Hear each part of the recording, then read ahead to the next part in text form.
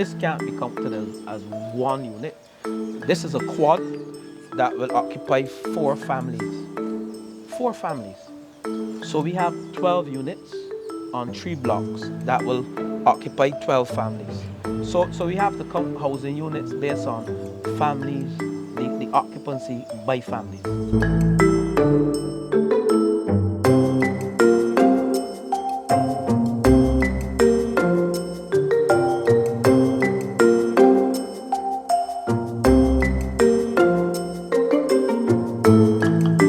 The special audit report of the project for the acquisition and assembly of steel housing units being executed by a company called East West Building Solutions Barbados under the aegis of the Ministry of Housing was received and responded to by the ministry. In keeping with the ministry's commitment to transparency, the report of the special audit was laid in Parliament on the 20th of March 2024. The facts relating to the project and the audit are that on July the 2nd, 2021, Barbados was impacted by Hurricane Elsa, causing unprecedented damage to our housing stock, which was already compromised by a cascade of extreme weather events. These included a freak storm on June the 17th, just 2 weeks prior to Elsa, and the ash fall, which covered the entire island as a result of the eruption of the La Soufrière volcano on the neighboring island of St. Vincent. These severe environmental disruptions and damage coincided with the COVID-19 pandemic, which impacted all aspects of life globally and certainly here in Barbados. This combination of weather events, but particularly Elsa, destroyed or seriously damaged the homes of several Barbadians, leaving them homeless. Initially, 2,300 houses were reported damaged to the Department of Emergency Management, herein referred to after as DEM, the DEM, including 145 which needed to be completely replaced. Subsequent assessment and verification by government agencies identified, and those agencies were Urban Development Commission, Rural Development Commission, and National Housing Corporation. These agencies identified that 750 houses required complete rebuilding and a further 980 needed to be repaired. The Barbadians who were impacted were some of the most vulnerable in the country, and government sought urgent housing solutions for those who were affected. Consequently, all government housing agencies were mobilized to repair and replace the damaged houses in the shortest possible time frame. Government was particularly seeking housing solutions that would be fast and resilient to future environmental damage. One such solution was steel frame houses, which the ministry determined could satisfy at least 20% or 150 of the total number of houses which needed to be completely rebuilt. The steel frame houses proposed would be resistant to Category 3 hurricane force winds. The fact that the steel frame houses would also be termite and fire resistant and could be constructed in a 6 to 8 weeks time frame were all taken under consideration. The steel frame houses met all the criteria to give the best option to Barbadians who were then without homes. A budget of 29.08 million was estimated to purchase, import, and erect the 150 steel frame houses, which included the cost of the foundations and other external ancillary works. Under the terms of the project, the government of Barbados, through the Ministry of Housing, is responsible for foundations and ancillary works, while East West Building Solutions is responsible for installing the houses. A number of factors, many beyond the ministry's control, have impacted this project, including increased costs. Two of the most significant factors leading to increased costs were the following: infrastructure development, such as roads and installation of electricity, and 2, labor. But first, let me deal with the infrastructure development. Initially, infrastructural development such as roads and the installation of electricity was not included in the original cost of the project, as it was expected that this work would have been executed by the National Housing Corporation from the corporation's budget. However, to accelerate the project by developing 6 sites for some 113 of the houses, a change in the scope of the project saw the ministry taking over this process at an estimated cost of $5.068 million. This was not part of the original project. Let me explain this point. In addition to using the resources from National Housing Corporation, another reason that infrastructure costs were not included in the original budget was because it had been anticipated, that 74 of the 150 houses to be built by East West would be located on existing, fully serviced and developed house plots that would replace the houses damaged by Hurricane Elsa. This meant that no infrastructural development would have been required. The remaining units were to be made up of 36 quad units and 40 duplex units and were to be placed on lands under the control of the National Housing Corporation. Legal and other issues resulted in relocating from the original Hurricane Elsa impacted sites to new sites which required earthworks and other infrastructural costs that were not part of the original budget. In the interim, because of COVID and the Russian-Ukraine war, there was a significant increase in the cost of construction materials, including those for the foundations, domestic sewage work, including wells, septic tanks, and the like. This resulted in an additional cost of $2.442 million. The project was further challenged by the lack of timely access to the specific type and volume of concrete required to construct the foundations. This contributed to more delays and higher costs. And once the sites were developed, this occasioned the need to provide security and sanitation.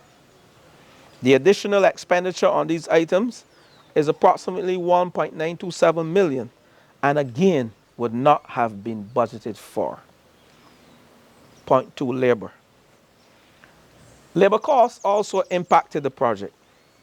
Because of the urgency of the project, initially the decision was made to utilize Chinese labor. Firstly, Chinese costs were 4 times lower, but significantly, the Chinese also possessed the expertise to erect this new housing solution to the island. The ministry's idea and intention was that during the building phase, Barbadians would train and work with the Chinese to become familiar with the building systems and techniques being used, resulting in a transfer of knowledge to Bajans. Unfortunately, this did not go as planned, as East West was unable to secure transit visas for their workers to get to Barbados. The government stepped in to assist with this process in the interest of the public purse, and also in an attempt to get citizens back into their homes in the shortest possible time frame. However, despite the best efforts on both sides, we were unsuccessful in getting the workers into Barbados. The decision then had to be taken to utilize local labor to install the houses at a significantly higher cost of approximately $9.732 million as compared to if the Chinese labor would install the houses at $3.69 million, which it would have cost using the Chinese labor, the $3.69 million. So you see the difference between utilizing Chinese labor of $3.69 million and Barbadian labor that had to be trained of $9.732 million. To be absolutely clear, at the commencement of the project, the East West management team arrived here in Barbados. This team included their project managers who trained the local contractors and artisans, as opposed to the initial concept, which was to have the local and Chinese laborers working alongside each other and working on projects together. Although using local labor significantly increased the construction costs, Barbados now has approximately 80 to 90 individuals skilled in assembling and installing this type of housing solution. These artisans have been retained by East West, together with a number of small subcontractors whose workers now also have the skill to install this type of housing solution. This also means that these funds are being paid to Barbadians working on the project. Then there were other factors which affected the project's duration, and I will list some of them. Firstly, disruption of the international supply chains due to COVID-19 pandemic, which caused shipping delays and resulted in the late arrival of the houses by approximately 2 months. Number two, increase in freight costs due to oil prices and war, and I mentioned that earlier. Three, the unavailability and dramatic cost increase of containers for global shipping. As a result, the project was affected by a 4 times increase in the price of shipping containers, from $5,000 per container to $20,000 per container, yet another externality. Four, legal issues surrounding the rights to the lands occupied by a significant number of Hurricane Elsa clients, which resulted in considerable delays or the abandonment of some locations as project sites. Five, the construction of foundations and infrastructure were slowed by heavy unseasonal rains, particularly during the excavation phase of the works.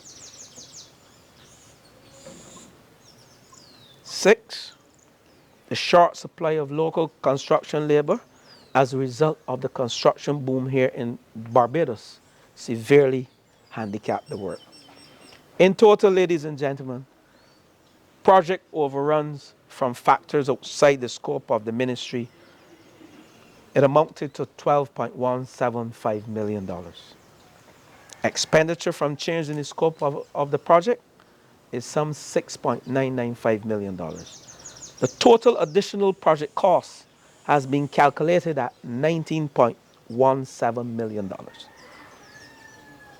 Of the 150 houses, ladies and gentlemen, which were to be rebuilt, East West has completed to date 61 houses. The remaining 89 will be completed in this financial year. Of the 89 remaining houses, 36 are to be located at Bullins Holders Hill in St. James, 16 at Sergeant Village in Christchurch, 14 at River Crescent in St. Philip, and 23 at Todd's in St. George. Just like anyone who has built even a small house knows, every delay pushes costs up. And on this project, there were several delays that could not be helped. In some instances, there were errors, yes, in our projections. It is true that hindsight gives 20/20 vision. So in hindsight, for instance, one can say that the initial projected 4-month timeline for the supply, shipping, and installation of the houses, that was unrealistic, given the prevailing global conditions at the time. However, it must be reiterated that our main goal was to get displaced Barbadians back in their homes, resilient homes, that is, as soon as humanly possible. Our estimated costs at the outset of the project were applicable to the circumstances at the time, but no one could not have anticipated the dramatic market changes by the global circumstances which resulted in increased costs, against which the Ministry of Housing, Lands and Maintenance has done its best to protect the public's purse. On completion, ladies and gentlemen, this project will result in displaced Barbadians having more resilient and improved housing quality. We give the commitment that the Ministry of Housing, Lands and Maintenance will improve its efficiency and systems while we continue our ambitious program to provide housing solutions for Barbadians. I thank you, ladies and gentlemen. And you also mentioned 61 houses completed. Yes. There seems to be some discrepancy between the numbers you provided this morning and that mentioned by the Auditor General of $23 million, 23 point something million in overruns, and 22 houses completed. How can you account for that? Yes. That's a great difference. Could you account for that discrepancy, please? Sure. First, let me deal with the number of houses. Uh, we have 23 houses that are completed for Hurricane Elsa victims. And I can list where they are and we can visit them. Not today, of course, but we can visit them this weekend. The 23, Ticket Standing Tree in St. Philip.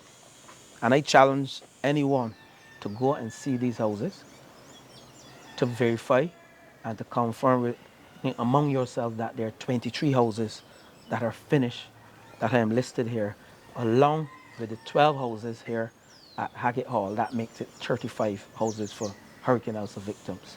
So let's start. Ticket Standing Tree in St. Philip, Durance Development in Christchurch, 2. 3. St. Stephen's Hill in St. Michael. 4. Husbands Development in St. Michael. 5. Boscobel in St. Peter. 6. Lodge Road in Christchurch. 7. Sergeant's Village, Christchurch. 8. Ginger Works in St. Joseph. 9. Gibbonsburg, Christchurch. 10. Best Road. 11. Applewick Standing Tree. That's in St. George. 12. Jackson Phase 2, St. Michael. 13. St. Patrick's, Christchurch. Scott's Gap, St. Michael. 14. Gleebland, St. George. 15. Redmond Village. 16. St. Thomas. 17. Jackson, St. Michael. 18. Jackson Main Road, St. Michael. 19. 23. Sunbury Tenantry, St. Philip. 20. Collar Savannah, St. Philip. 21. Fairfield Crossroads, St. Michael. 22. Charnock's, Christchurch. 23. Races in St. Philip. These victims have keys. These houses are occupied with the exception of the first 6 that are going through, the first 3 that are going through the legal process of title. Now let me move to, and that's the 35, the 12 here. As you can see, these are finished. That makes it 35 for the Hurricane Elsa victims. Now, there are the others, which are Coconut Hall. We have 20. 10 at Coconut Hall and 16 10 at Coconut Hall and 16 at Solaris Courts. So how much that is? 35, 10, 45, and 16 at Solaris Court makes it 61 houses that are finished. And I challenge you to visit these houses so you can see. Could it be that uh, I don't want to borrow the opposition leader's word, but housing solutions, the units, he's counting structures as opposed to units. That's where the discrepancy may come from. I can't answer that. What I can tell you, I provide clarity here with respect to what are finished. I'm not sure how they account. This can't be counted as one unit. This is a quad that will occupy 4 families. 4 families. So we have 12 units on 3 blocks that will occupy 12 families. So we have to count housing units based on families, the occupancy by families. And you would have mentioned a few reasons for the cost overruns Yes. and the delays. Some of them are exogenous in nature, and others are localized. Um, it begs the question: could some of this been avoided with greater due diligence? I mean, even within the exigency of the situation of aftermath of a hurricane, Yeah. could some of these issues have been avoided with greater due diligence? When I spoke, I mentioned that indeed, yes, there were some errors. And we are not perfect. When we started this project, our focus was on getting Barbadians back into these houses. We had a 2,300 number count. That later reduced to 1,720, where persons were given material. And we recognized that some years ago, I think between that period of 2008 and 2014, we were impacted by Hurricane Thomas, and we had some 2,000 houses damaged, but only 18 persons were given assistance. With that in mind, the government, my government, the cabinet of Barbados, sought not to allow something like this to happen again. So our focus was indeed on getting the Barbadians back into these homes. So the project, like I said, some of the challenges and some of the cost overruns, while we can sit and say hindsight is 2020, yes, and we accept that some of these things should have been factored in, like the cost of when we decide to change from providing these houses for Hurricane Elsa victims, we then had to utilize state land. And that was the fastest process to get these houses up. Picture us not utilizing state lands and then we have to go through the land acquisition process. How long would that take, Nikki? Going through the land acquisition At least process? another 3 months. At least another 3 months to acquire the land, then to have the land vested probably in NHC. And in addition to that, while we recognize, yes, and like you said, there were some errors made when we decided that we have to now do infrastructure.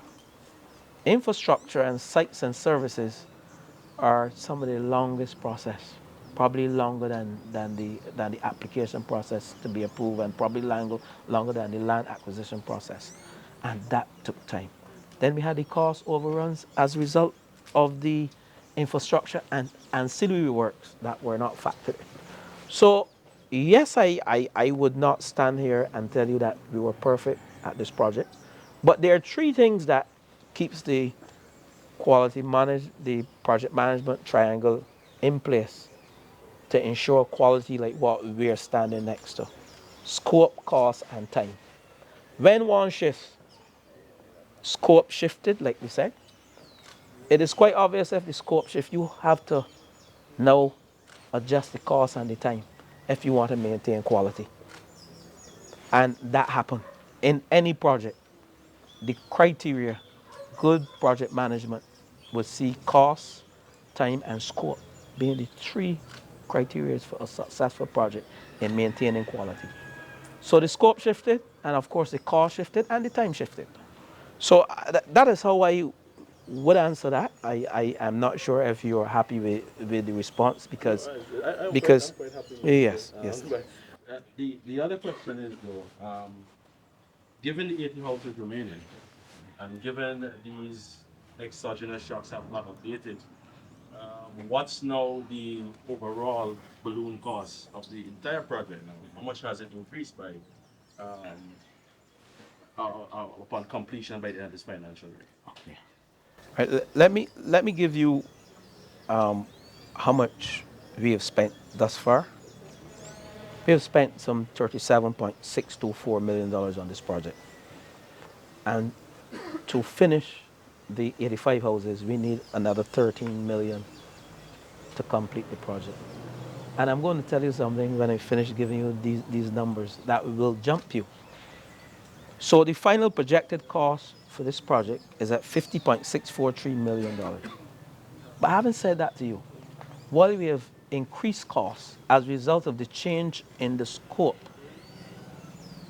we are still building per square foot. We are still building per square foot at between 240, depends on the type of house, and $304, $240 and $304 per square foot. Now, the houses that were rebuilt by the three agencies, NHC, UDC, and RDC, and I use the acronym, I hope Barbados understand what I mean, Urban Development Commission, National Housing Corporation, and Rural Development Commission. They had responsibility to rebuild the houses from Hurricane Elsa. They are also building per square foot at around $300 per square foot. So you can see some of the east-west houses that are larger are being built at a lower cost per square foot. than even what we are doing, and we consider that reasonable. Now, why I have gone there? Don't let us forget that some years ago, in the period 20, 2008 to 2018, the government of the day was building at $653 per square foot. So despite the increased costs that we have seen, as a result of the change in scope, as a result of some of the things that you said we didn't do right, but I would say the change in scope, then you will see the cost increase. But we're still within good building costs within the Caribbean region, and what is the standard for building in this country. Actually, we are lower. This project is lower. Mr. Just had to make it clear, I never said that you won't be doing anything doing No, no, that's correct all or right. whatever the That's case all right. is. I was That's just all right, Calvin. asking the Sure. questions. My final question, I don't think my other colleagues are with the questions. Huh? Understood? You answered? Okay. But my final question, Minister, I know you said hindsight is 2020.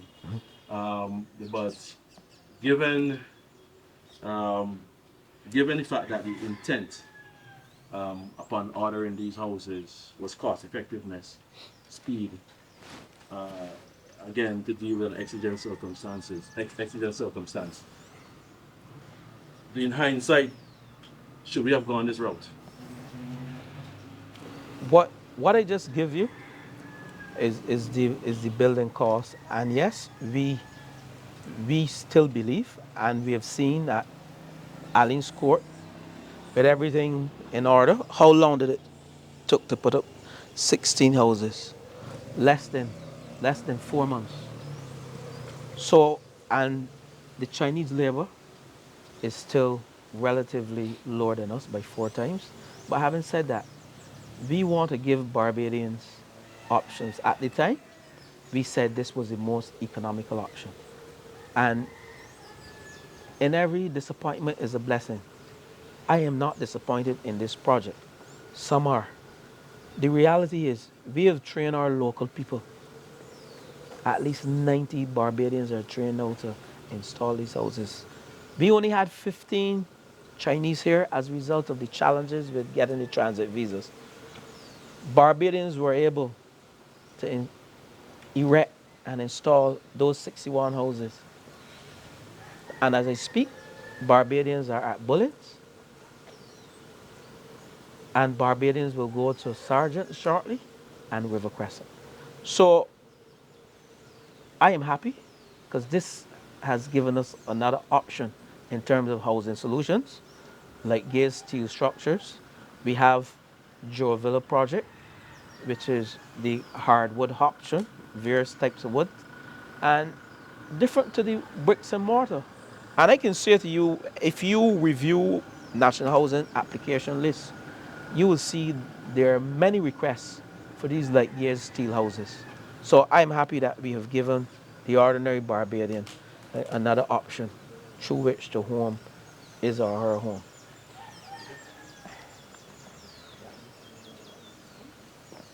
So I just wanted to know when the person All I would say, they will be moving in soon, and I will certainly invite the entire media to be present when they're moving so you can look at the quality of the final product. And they will be moving in soon, probably sooner than you expect. Could be this month, could be this month, could be this month. What is, and I'm not being facetious, but what is happening now, they are going through the admin process of signing and everything. And I think once the houses are finished, once that is done, and we may be here next week. We may be here next week. I was hoping that we could have been here, all of us here today, but the administrative process is still going on, and I don't want to come to tell you that it is finished when it is not finished. I have communicated to you honestly, and I will say to you though, while we have gone through this audit, There were no financial improprieties on the part of any political or corporation officials that took part or that are taking part in this project. No financial impropriety on this project. I thank you again and have a blessed day. Okay.